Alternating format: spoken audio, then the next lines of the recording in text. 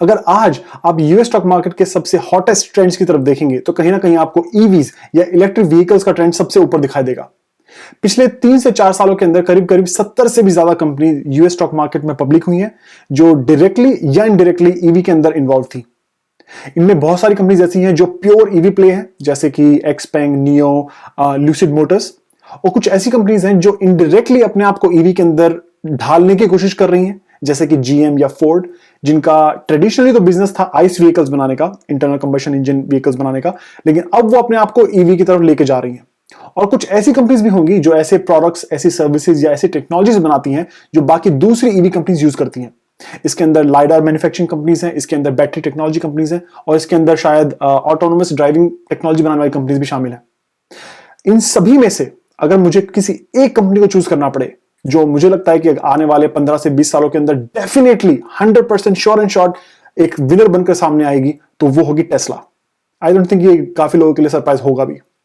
तो आज के इस वीडियो में हम जानेंगे कि मेरा टेस्ला को लेकर क्या बुलिश थीसिस है, मैं क्यों इस कंपनी के बारे में इतना ज्यादा एक्साइटेड हूं, और मुझे क्यों ऐसा लगता है कि आने वाले टाइम में ये सिर्फ एक ऑटो कंपनी ही नहीं बल्कि एक बिग टेक जायंट कंपनी बन के भी सामने आएगी।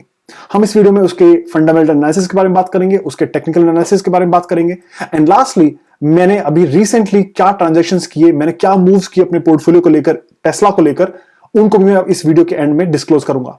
जानेंगे ये सब कुछ आज के इस वीडियो में।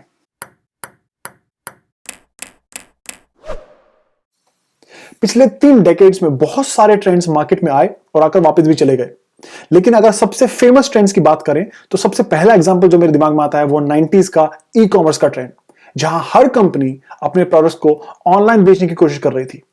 इसकी वजह से 2000 के अंदर एक .com बबल क्रैश आता है, मार्केट 40% से भी ज्यादा नीचे जाती है, लेकिन इसके बाद भी अगले 10 से 12 साल तक ई कॉमर्स का ग्रोथ रेट काफी अच्छा बूम किया। उसके बाद उसमें स्लोली सैचुरेशन आना शुरू हुआ। उसके बाद बारी आती है SaaS या क्लाउड सॉफ्टवेयर की, जहां बहुत सारी कंपनीज ने अपने ऑन प्रेमिस सॉल्यूशन या सॉफ्टवेयर को क्लाउड पर ऑफर करना शुरू किया। यह ट्रेंड भी अगले 7 से 10 साल तक काफी अच्छे ग्रोथ के साथ ऊपर आया, लेकिन धीरे धीरे इसमें भी सैचुरेशन आना शुरू हो गया है। और पिछले 4 से 5 सालों के अंदर हमने देखा है कि ईवीज के अंदर भी सिमिलर तरह का एक बहुत ही स्ट्रॉन्ग ट्रेंड देखने को मिल रहा है, जहां बहुत सारी कंपनीज अपने आप को स्टॉक मार्केट में पब्लिक कर रही हैं जो ईवी स्पेस के अंदर इन्वॉल्व है। मुझे लगता है कि ईवी का जो ये ट्रेंड है ये सबसे ज्यादा लॉन्गेस्ट और सबसे ज्यादा इंपैक्टफुल होने वाला है। जानते हैं क्यों? सबसे पहले हम ऐसे 3 रीजंस को जानेंगे कि क्यों ये ईवी का जो ट्रेंड मार्केट के अंदर है ये काफी लंबे टाइम के लिए रहने वाला है। और ये इंपॉर्टेंट है क्योंकि अगर आप ईवीज के अंदर इन्वेस्टेड हैं तो आप चाहेंगे कि ये ट्रेंड ज्यादा से ज्यादा लंबे टाइम के लिए मार्केट में एक्टिव रहे, क्योंकि इससे आपको अपने इन्वेस्टमेंट्स पर ज्यादा बेटर रिटर्न्स मिल सकते हैं। सबसे पहला रीजन है easy adoption. I think initially EVs के लिए सबसे बड़ा स्ट्रगल था एक अफोर्डेबल ऑप्शन मार्केट में लेके आना, क्योंकि बैटरी प्राइसेस बहुत ज्यादा महंगे थे। Over the period battery prices काफी ज्यादा नीचे आए हैं और आने वाले टाइम में वो और भी नीचे जाएंगे, जिसकी वजह से टेस्ला के अलावा भी बाकी ईवी कंपनीज भी अफोर्डेबल ऑप्शंस मार्केट में लेकर आ पाएंगी। सेकंड रीजन है difficulty to achieve full market penetration. आज ग्लोबल कार फ्लीट के अंदर सिर्फ 2.2% कार्स ही ऐसी हैं जो इलेक्ट्रिक व्हीकल्स हैं, तो 100% एडॉप्शन के लिए हमें कई साल या कई डेकेड्स लगने वाले हैं। तो ईवी का जो ट्रेंड है ये जल्द ही थमने वाला तो नहीं है। और तीसरा रीजन है huge impact economically and environmentally. इसके बारे में हम डिटेल में और भी ज्यादा बात करेंगे इस वीडियो के अंदर। ग्लोबल क्लाइमेट चेंज हमारे सामने एक बहुत ही बड़ा रियल प्रॉब्लम है और ईवीज उसका एक बहुत ही अच्छा सोल्यूशन भी है। इसी वजह से बहुत सारी कंट्रीज अपने सिटीजन्स को ईवीज खरीदने के लिए प्रमोट करती हैं। वो उनको किसी ना किसी तरह का टैक्स क्रेडिट्स देती हैं या फिर सब्सिडीज प्रोवाइड करती हैं या किसी तरह का पे बैक भी देती हैं।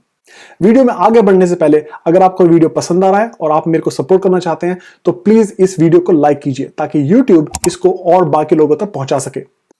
आते हैं अपनी मेन कंपनी के ऊपर, टेस्ला। बहुत लोगों को लगता है कि टेस्ला एक ऑटोमोबाइल कंपनी है, जो कि बहुत ही गलत परसेप्शन है। मेरे हिसाब से टेस्ला एक ऑटोमोबाइल कंपनी नहीं बल्कि एक एनर्जी कंपनी है। क्यों? ये देखिए, ये है यूएस की 3 सबसे बड़ी automobile companies, GM, Tesla and Ford, और उनके मिशन स्टेटमेंट्स। बेसिकली किसी भी कंपनी का मिशन स्टेटमेंट उसके लॉन्ग टर्म विजन को दर्शाता है कि वो लॉन्ग टर्म में क्या करना चाहती हैं, क्या अचीव करना चाहती हैं। आप क्लियरली देख सकते हैं कि जीएम और फोर्ड के केस में उनका मिशन स्टेटमेंट ऑटोमोबाइल इंडस्ट्री के साथ टाइटली लिंक्ड है। वहीं टेस्ला का mission statement is quite open. उन्होंने अपने आप को एक एनर्जी फोकस्ड कंपनी के तौर पर दर्शाया है। कार या ऑटोमोबाइल इंडस्ट्री टेस्ला के लिए जस्ट एक जरिया है अपने लॉन्ग टर्म विजन या मिशन को अचीव करने का। इसीलिए जब कोई भी फाइनेंशियल एनालिस्ट सीएनबीसी पर या किसी दूसरे बिजनेस चैनल पर बैठकर वो टेस्ला को ट्रेडिशनल ऑटोमेकर के साथ कंपेयर करते हैं, जैसे कि फोर्ड, जीएम, क्राइसलर या फोक्सवैगन, तो ये मुझे काफी लॉजिकल लगता है। अगर आप ध्यान से सोचें, ट्रेडिशनल ऑटोमेकर्स के पास क्या है बेचने के लिए? एक ही चीज, वो है vehicle.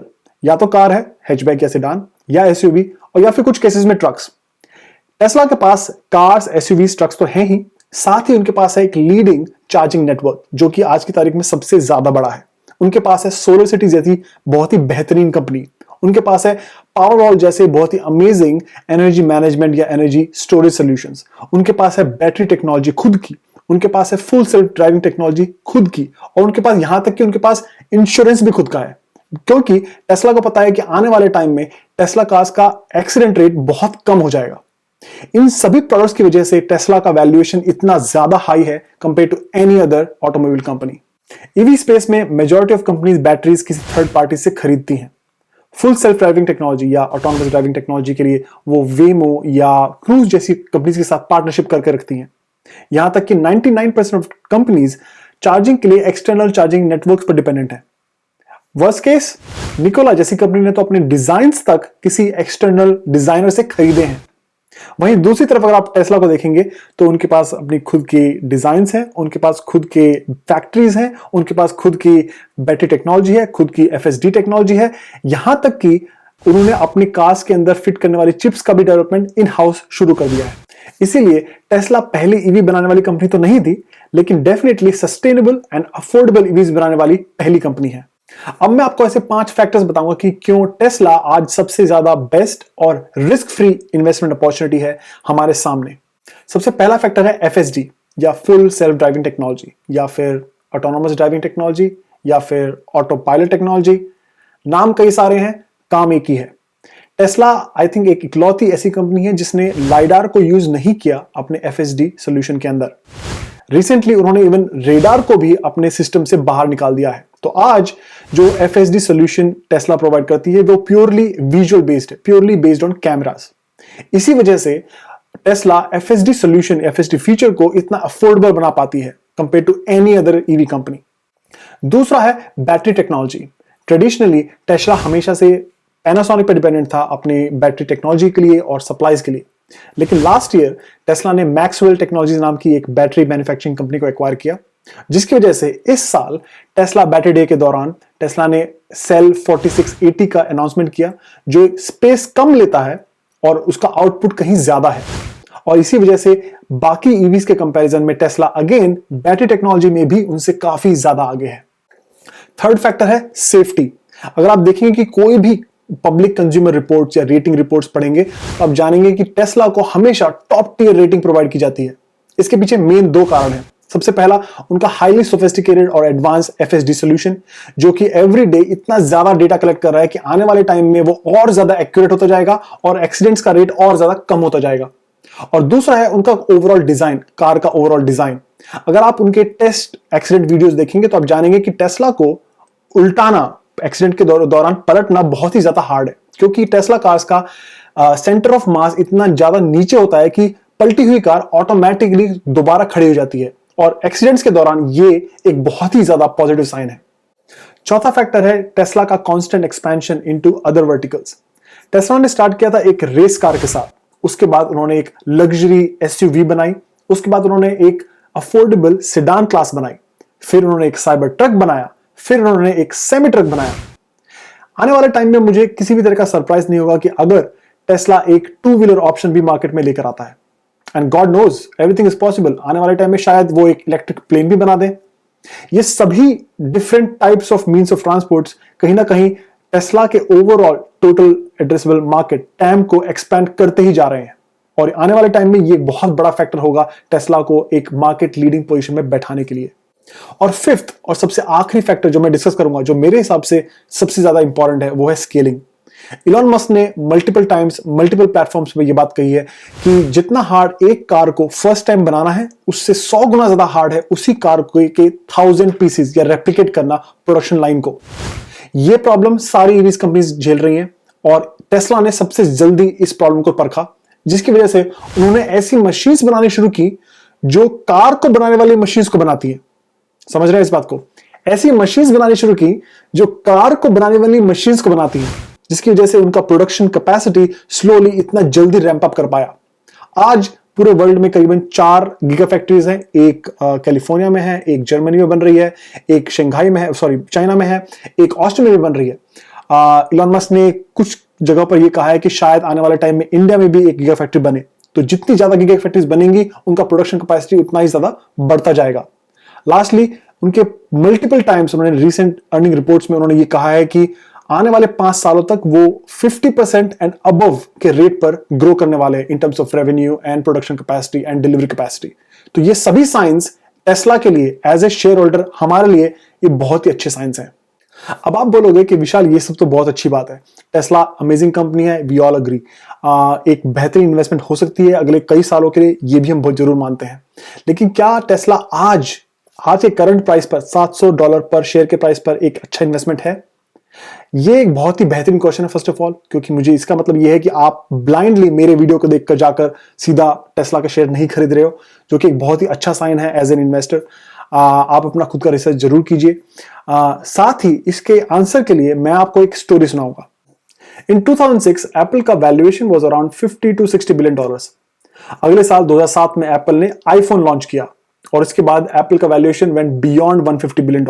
I think 3 times increment in A span of 12 months।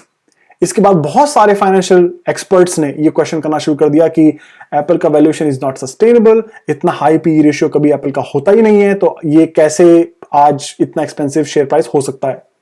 लेकिन बहुत ही कम लोग ये बात समझ पाए कि आने वाले टाइम में स्मार्टफोन मार्केट कितना बड़ा सेगमेंट बनने वाला है और वहां एप्पल कितना बड़ा इंपॉर्टेंट रोल प्ले करेगा। बहुत सारे लोग बस इसी बात में जुड़े रहे कि एप्पल का पास्ट परफॉर्मेंस क्या था, वो कभी भी ये बात नहीं समझ पाए कि एप्पल का शेयर प्राइस उसके पास्ट परफॉर्मेंस पे नहीं बल्कि उसके फ्यूचर पोटेंशियल पर डिटरमाइन होता है। और इसीलिए वो 12 महीने के अंदर एप्पल $60 बिलियन वैल्यूएशन से 150 के ऊपर चला गया। मुझे लगता है कि टेस्ला के शेयर्स को आज के करंट प्राइस पे खरीदना is very similar to buying Apple in 2007। उस टाइम पर डेफिनेटली एप्पल के शेयर्स भी बहुत ज्यादा एक्सपेंसिव लग रहे थे, लेकिन 14 साल बाद अगर आज आप किसी इन्वेस्टर से पूछेंगे तो बोलेगा कि मेरे लाइफ का सबसे बेस्ट इन्वेस्टमेंट डिसीजन था। और आई थिंक टेस्ला भी कहीं ना कहीं उसी पोजीशन में है। आप आज अगर उसके शेयर्स को खरीदते हैं, आज से 15 साल बाद, 25 साल बाद जब आप टेस्ला के शेयर्स की वैल्यू देखेंगे तो आपको लगेगा कि आपने सबसे बेस्ट डिसीजन 2021 में लिया था। बट मैं ऐसा बिल्कुल भी नहीं बोल रहा हूं कि आप आज जाकर अपनी सारी धनराशि, सारी जमा पूंजी, सारी सेविंग्स टेस्ला में लगा दीजिए। मुझे लगता है कि एक इन्वेस्टमेंट स्ट्रेटजी होना बहुत ही ज्यादा इंपॉर्टेंट फैक्टर है। Personally I follow 30-30-20-20 rule. That means कि मेरे दिमाग में एक पर्टिकुलर अमाउंट सेट है एक कंपनी को लेकर, जितना मैं उस कंपनी में इन्वेस्ट करना चाहता हूं उसका 30% मैं फर्स्ट ट्रांजैक्शन में इन्वेस्ट करता हूं, नेक्स्ट 30% उसका नेक्स्ट ट्रांजैक्शन में इन्वेस्ट करता हूं और लास्ट के 3rd and 4th ट्रांजैक्शन में मैं 20% डिप्लॉय करता हूं। अब किस पर्टिकुलर शेयर प्राइस पर, कितने प्राइस पर वो पहला 30 खरीदना है, कितने प्राइस पर दूसरा 30% खरीदना है, कितने पर 3rd and 4th खरीदना है, इसके लिए मैं टेक्निकल एनालिसिस की तरफ जाता हूं। चलिए आते हैं अपने टेस्ला के टेक्निकल एनालिसिस के ऊपर। अगस्त से लेकर नवंबर 2020 के बीच में एक कन्वर्जिंग ट्रेंड बनना शुरू हुआ, जहां पर पहली जो ब्लू लाइन, नीचे की ब्लू लाइन है, वो काफी अच्छा सपोर्ट प्रोवाइड कर रही थी टेस्ला के शेयर को, स्टॉक को, और ऊपर की जो रेड लाइन है, पहली रेड लाइन, वो उसको रेजिस्टेंस प्रोवाइड कर रही थी। अब जो भी लोग टेक्निकल एनालिसिस के अंदर एक्सपर्ट्स हैं और उसको फॉलो करते हैं तो वो जानते होंगे जब भी एक ऐसा कन्वर्जिंग ट्रेंड बनता है तो एट द एंड स्टॉक का प्राइस या तो फाड़ कर ऊपर जाता है या तो फाड़ कर वो नीचे जाता है। लकीली टेस्ला के शेयर प्राइस ने काफी अच्छे से ग्रोथ दिखाया। दिसंबर से जैन के बीच में टेस्ला का शेयर प्राइस 400 से 900 के तक टच करके वापस आया। अगर आप देखेंगे तो सेकंड जो ब्लू लाइन मैंने बनाई है, ये एक बहुत ही स्ट्रॉन्ग सपोर्ट लेवल है टेस्ला के शेयर के लिए। मल्टीपल टाइम्स ये टेस्ला का शेयर इसको टच करके वापस बाउंस कर चुका है। मार्च 8 of 2021 टच किया, दोबारा ऊपर गया, then again in May 2021 touch किया और दोबारा ऊपर गया। दूसरी तरफ ऊपर से एक और मैंने रेड लाइन बनाई है जो कि एक कन्वर्जिंग ट्रेंड, दूसरा कन्वर्जिंग ट्रेंड बना रही थी। लेकिन रिसेंटली अगर आप देखेंगे कि जून 2021 के अंदर, एंड ऑफ जून, इस ट्रेंड को टेस्ला के शेयर प्राइस ने ब्रेक किया है, तो दोबारा से एक अपवर्ड ट्रेंड बनना शुरू हुआ है। अब क्वेश्चन उठता है कि एंट्री पॉइंट, अब सबसे नेक्स्ट बेस्ट एंट्री पॉइंट क्या हो सकता है, इसके लिए आप ये ग्रीन लाइन को रेफर कर सकते हैं। ये वो लाइन है जो एक बहुत ही अच्छा सपोर्ट लेवल प्रोवाइड कर रही है पिछले 3-4 महीनों के दौरान। अब आते हैं मेरे खुद के रिसेंट ट्रांजैक्शन के ऊपर। मैंने रिसेंटली टेस्ला का जो शेयर प्राइस खरीदा था वो अराउंड इस पोजीशन पर खरीदा था जब वो 650 के अराउंड शेयर प्राइस बिक रहा था। तब मैंने ये 10 शेयर खरीदे थे अपने अकाउंट के अंदर। मेरे पास पहले भी टेस्ला के काफी शेयर्स हैं, तो ये मेरे लिए एक बहुत ही छोटा पोजीशन मैंने, और जस्ट मेरे पास एक एक्स्ट्रा कैश था तो मैंने उसको डिप्लॉय किया, क्योंकि मुझे लगता है कि टेस्ला आने वाले 10 से 15 सालों के अंदर ये सबसे सेफेस्ट और सबसे रिस्क फ्री इन्वेस्टमेंट मेरे लिए है। आज भी टेस्ला मेरा सबसे बड़ा कंट्रीब्यूटर है, मेरे पोर्टफोलियो के अंदर सबसे बड़ा पोजीशन है, और मैं इसमें ट्रूली बिलीव करता हूं कि आने वाले टाइम में टेस्ला एक मल्टी ट्रिलियन डॉलर कंपनी, आज वो 500, 600, 700 बिलियन डॉलर की कंपनी है, लेकिन आने वाले टाइम में आई ट्रूली बिलीव अगले 5 से 10 सालों के अंदर ये 5 ट्रिलियन डॉलर की कंपनी बन सकती है, पहली 5 ट्रिलियन डॉलर की कंपनी बन सकती है। तो ये था आज का पूरा वीडियो। अगर आपको ये वीडियो पसंद आया तो प्लीज इस वीडियो को लाइक कीजिए, मेरे चैनल को सब्सक्राइब कीजिए और बेल आइकन को दबाना ना भूलिए, ताकि नेक्स्ट टाइम जब भी मैं अपना एक नया वीडियो अपलोड करूं तो यूट्यूब आपको एक नोटिफिकेशन भेज सके। साथ ही अगर आपका कोई दोस्त टेस्ला या यूएस स्टॉक मार्केट्स में इंटरेस्टेड है तो प्लीज उसके साथ ये वीडियो शेयर कीजिए और मेरे चैनल को रेकमेंड कीजिए। Until next time, safe investing.